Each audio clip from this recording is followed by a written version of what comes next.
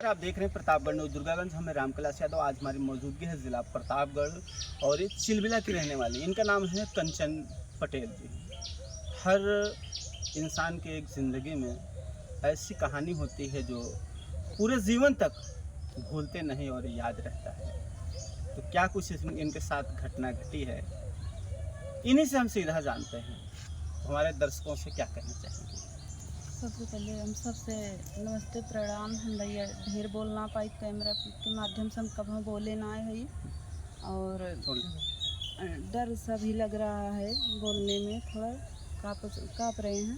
तो आप लोग जितने लोग देख रहे हो हमें सपोर्ट करिएगा, यही सपोर्ट करिएगा कि मुझे न्याय मिले। मैं एक बेटी बन के आई, लेकिन कहा जाता है कि बहुएं सताई जाती हैं, लेकिन मेरे घर में मुझे बेटी का दर्जा ही नहीं कभी मिला।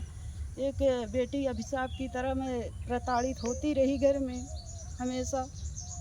और हम अपने दुखों को कैसे आप लोगों के सामने कहूँ, हम सोच ही नहीं पा रहे हैं कि हमने टीवी पिक्चर में देखा था ऐसा कहानी, लेकिन मेरे ही साथ अपना ही खून गद्दार निकल गया।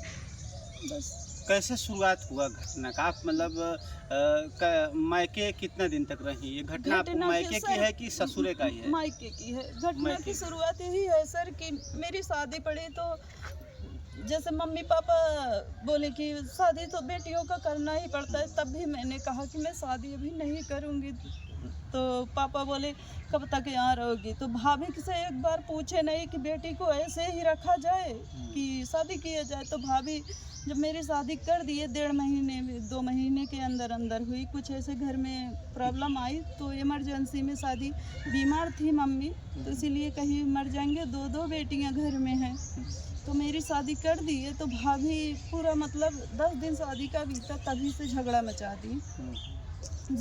दी। उसके बाद मेरे गाड़ी दिए थे, एक स्कूटी दिए थे मेरे पापा। हाँ, झगड़ा मचा के मेरे जीवन में खेल खेलने लगे, क्योंकि ससुराल जो है भाभी के रिश्ते में है थोड़ा। अच्छा। हाँ, तो झगड़ा करने लगे। उसके बाद तंत्र मंत्र का प्रयोग की मेरे साथ, और हम रात दिन चारपाई पे पड़ गए ऐसे, मतलब लोग से ससुराल। अंत में मेरी भाभी ने मुझसे कहा पूरा दहेज वापस कर दो तो हम आपको छोड़ देंगे, अच्छे से रहोगे। फिर मैंने अपने पति से कहा मेरा दहेज दे दो, तो वो ले जाके गाड़ी से मैजिक से मेरे गांव में चलिए। मेरा घर गांव मायका रानीगंज है, शाहपुर है। हाँ, मैं प्रूफ के साथ कहती हूँ, मेरे पूरा गांव जानता है, 2 किलोमीटर तक के लोग जानते हैं कि हाँ इनका दहेज वापस हुआ है और इनकी भौजाई ने ऐसा की है। फिर मेरी भाभी ने जब दहेज मंगवा ली तो फिर भी मेरे साथ उतना ही अत्याचार। हम जिंदगी से ऊब चुके हैं, हम जीना ही नहीं चाहते हैं। जब हमको मार ही रही हो तो हम 7 साल शादी का हो गया, हमको बताओ कौन रखेगा? अगर ऐसे ही हम रहेंगे ना, बच्चे पैदा करने का मौका देंगी, हम बीमार रहेंगे तो कौन हमको रखेगा ससुराल में? आप ही बताइए। आपकी शादी हुए कितने वर्ष हो गए हैं अभी? 7 साल। 7 साल हो गया। 7 साल तो 7 साल जब आपको शुरुआत में शादी हुआ तो आप मायके रहती थी ज़्यादातर कि अपने पति के यहाँ रहती थी? जब भी जैसे ससुराल आती थी या मायके, हमेशा एनी टाइम मतलब ऐसे दवा खा खा के मतलब कुछ दिन चलाई। जब ठीक नहीं हुई तो झाड़ फूँक होने लगा तो हम ज़्यादा सीरियस होने लगे। हाँ, तो कभी कभी तंत्र मंत्र भी बोलता है कि कहाँ का क्या है, कोई माने या ना माने। तो ये सारी समस्याएं जो आपको परेशान मेरी किया भाभी गया, मुझसे रोज झगड़ा भी करती, मुझे नौकर की तरह। मुझे घर में जब मेरा दहेज वापस हुआ तो मुझे घर में, उसी घर में जिस घर में मैं पैदा हुई, उसी घर में मुझे कपड़े के लिए तरसाया गया। मुझे सब कुछ, मुझे इतना भाई भी दुत्कारता था, मारता था, और मारने पर भी मैं टिकी रही। जब अंत में मुझे रात को मारे सब लोग, घर से निकल जाओ, तब हम घर छोड़ के ससुराल की तरफ पैदल ही आए। पूरी रोड, पूरा शाहपुर के लोग देखते रह गए। हमने हाथ पैर बिना चप्पल के चले आए, लेकिन मुझे आज तक कोई देखने नहीं आया। लेकिन मैं बीमार हमेशा हूँ। मेरी आपके मम्मी और पापा कहाँ पर हैं वो? है कि नहीं? पापा बहू की तरफदारी करते हैं। अच्छा। हाँ, उनको उनका कहने का मतलब है तुम मर जाओ, ठीक रही हो चलेगा, लेकिन हम उसको नहीं छोड़ेंगे। यानी जैसे बहू उनकी हाँ। कह रही उसके हिसाब से आपके पिताजी चल रहे पापा हैं। हाँ बेटों और के। आपकी मम्मी जी? मम्मी जी कुछ जो सही है वही बोलती हैं कि उसे भी जीने दो, उसको भी जीने का हक है। तुम्हारा क्या ली है, वो चली जाएगी अपने घर, अगर वो ठीक हो जाएगी उसको आराम से रहने दोगी तो यहाँ नहीं आएगी, लेकिन फिर भी कोई सुनता ही नहीं है। तो आपके जो ससुराल में जो भी दहेज में जितनी भी चीजें मिला था वो सब कुछ आपके हाँ मायके भाभी गाड़ी, लोग ले लिए? हाँ मायके लद के चला गया, गाड़ी भी थी, गाड़ी भी चली गई। मैं मतलब जितना मेरे चुनरी थी शादी की वो भी पेटी में, छोटी पेटी बड़ी पेटी जितना भी था, चप्पल सैंडल जैसे मरे लोगों को फेंक दिया जाता है वैसे मेरे ससुराल वालों ने मेरा फेंक दिया कि ले जाओ, जब अपनी बेटी ही, तुम्हारी बेटी ही मेरे काम की नहीं है तो तुम्हारा धन हम रख के क्या करेंगे यहाँ पे। तो क्या क्या चीजें उसमें दिया गया? गहने की थी जो वो भी दे नहीं दिए? गहना हमारे यहाँ, कैमरे में देखिए आप। हमारे यहाँ गहने नहीं, मायके से गहना नहीं मिला था। अच्छा।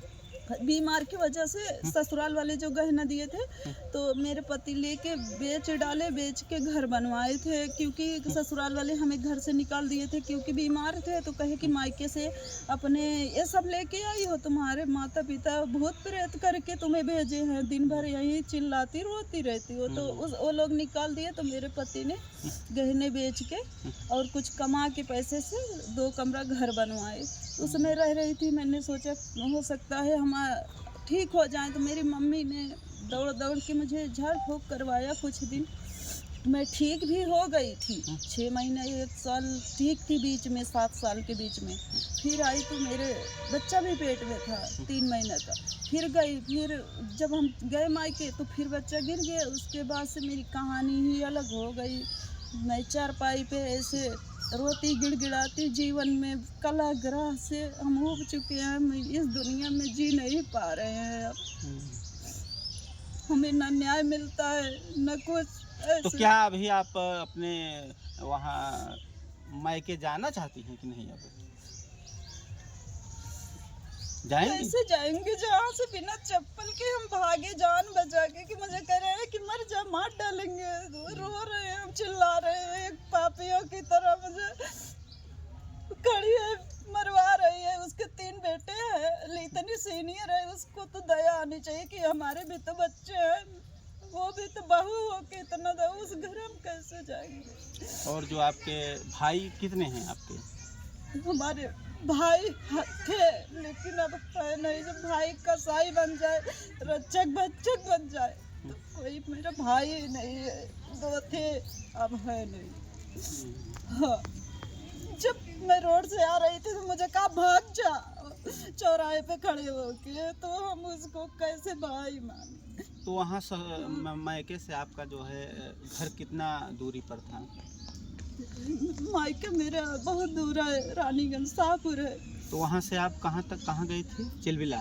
चिलबिला वहाँ 100 रुपए कैसे गई आप वहाँ पे? पैदल वहाँ से आए तो गांव की टुकटुकिया आ रही थी, तो उसे टुकटुकिया बैठे रो रहे थे, तो भाड़ा दे रहे थे, कहा बिट्टी भाड़ा ना ले जा तू, लेकिन मरूजी उजिन तो हम मुस्लिम था बुढ़ा सा, तो हम कहे ठीक है। तो हम फिर रानीगंज आए, तो रानीगंज 30 रुपये दिन, तो आई के यहाँ चुंगी पर उतार दिए। चुंगी से फिर आप थोड़ा में देखूँ, चुंगी से फिर उतरे तो इनका फ़ोन करे हमके अब हमारा अंतिम समय चलता है, या तो अपने घर रख ला या तो हमके अब एकदम से जवाब दे दो, हमारी दुनिया में क्यों ना बे, हम हमके पास में धन दौलत तो है ना।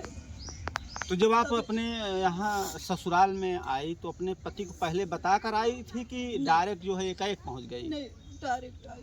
तब आपके पति क्या बोले जब वहाँ पहुँच गई? तब बोले कि अब आई हो रहो, किसी से कुछ बताना मत, कि मतलब मैं मारपीट खा के और मुझे भगाया गया है तो आई हो। तो हमने कहा कुछ नहीं बताएंगे, और उनकी माँ भी यही बोली कि किसी के सामने अपनी बातें परिवार में मत रखना, ऐसे रहो करो खाओ।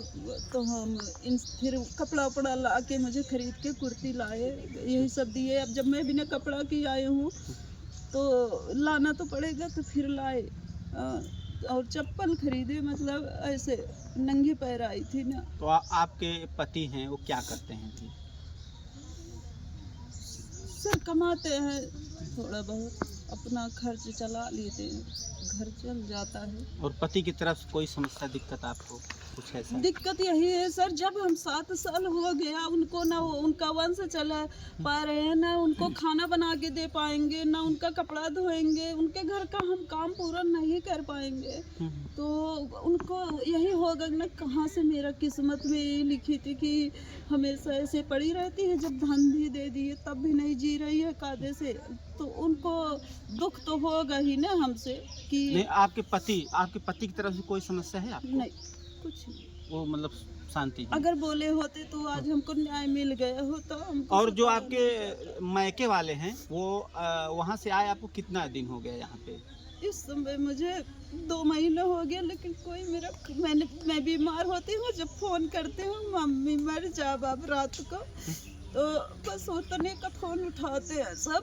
जब मम्मी को करेंगे उठाएंगे, पापा तो आज तक चाहे 50 बार अभी सामने आपके फोन लगा, लेकिन मेरे पापा कभी फोन ही नहीं उठाते हैं कि अभी बताएगी कि हम बाबू बीमार हैं और हमको बुला लो, नहीं हम मर जाएंगे। इसी कारण वो बाबूजी मेरे फोन ही नहीं उठाते। बस मेरा यही कसूर है कि मतलब भाभी की तरफ रहे कि बहू का पार रख लिए, क्योंकि भाभी जो है उसकी माँ जो है तंत्र मंत्र का प्रयोग करती है, और खुलेआम भाभी से मैंने सबूत भी दिलाया कि क्या क्यों ऐसा की, तो कहीं गलती हो गई तो हमको अपना ले लो ना, हम धन दे दिए आप अपना भूत ले लो। इस पे राजी ही नहीं है। अगर मेरी मौत होती है तो उसका जिम्मेदार मेरी भाभी है, कंचन देवी नाम है उसका, गाँव अगुआर है।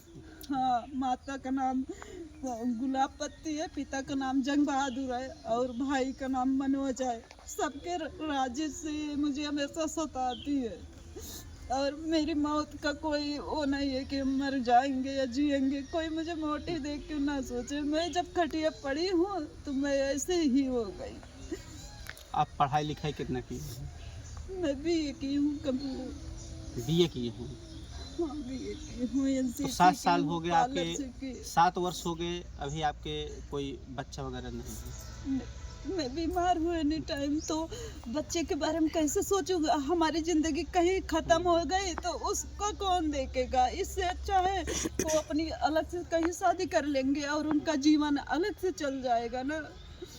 और आपके पति भी उतना ज़्यादा लगभग कमाई नहीं करते, जो भी है छोटी मोटा नौकरी करते हैं। हाँ, तो आप भी कोई सोशल मीडिया भी काम करते हैं, हमने देखा है फेसबुक वगैरह पर भी। क्या नाम है आपके फेसबुक आईडी का, ताकि ये भी अपने हाथ पैर से खड़ी हो सकें और दवा कर सकूं और अपना ज़िंदगी जो है गुजर बस कर सकें, जिससे कि आने वाले समय में इन्हें समस्या दिक्कत ना हो।